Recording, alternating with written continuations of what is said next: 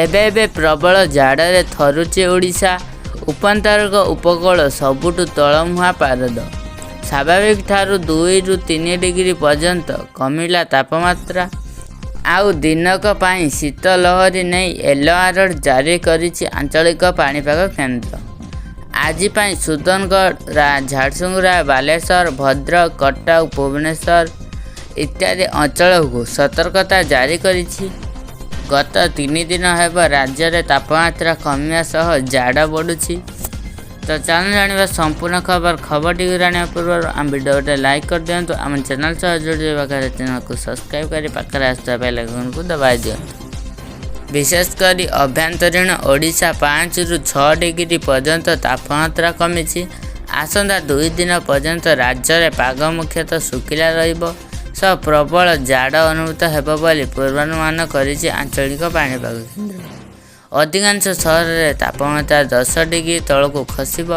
ସୁନ୍ଦରଗଡ଼, କନ୍ଧମାଳ ଓ କୋରାପୁଟରେ 100 ମିଟରରୁ କମ୍ ଦୃଶ୍ୟମାନ ଦୂରତା ରହିବ ବୋଲି ଆକଳନ କରାଯାଇଛି। ଆସନ୍ତା 17 ତାରିଖରୁ ରାଜ୍ୟରେ ପୁଣି କୋହଲା ପାଗ ହେବ ବୋଲି ପାଣିପାଗ ବିଭାଗ ପକ୍ଷରୁ ପୂର୍ବାନୁମାନ କରାଯାଇଛି। 19 ତାରିଖ ପର୍ଯ୍ୟନ୍ତ ରାଜ୍ୟର ବିଭିନ୍ନ ସ୍ଥାନରେ ହାଲୁକା ବର୍ଷା ନେଇ ସତର୍କତା ଜାରି କରାଯାଇଛି। 17ରେ ପୁରୀ, ଗଞ୍ଜାମ, ଗଜପତି, ରାୟଗଡ଼ା ହାଲୁକା ବର୍ଷା ହେବାର ସମ୍ଭାବନା ରହିଛି। ସେହିଭଳି 18ରେ ପୁରୀ, ଖୋର୍ଦ୍ଧା, ନୟାଗଡ଼, ଗଞ୍ଜାମ, ଗଜପତି, ରାୟଗଡ଼ା, କୋରାପୁଟ ଓ ମାଲକାନଗିରିରେ ହାଲୁକାରୁ ମଧ୍ୟମ ଧରଣର ବର୍ଷା ହେବାର ରହିଛି।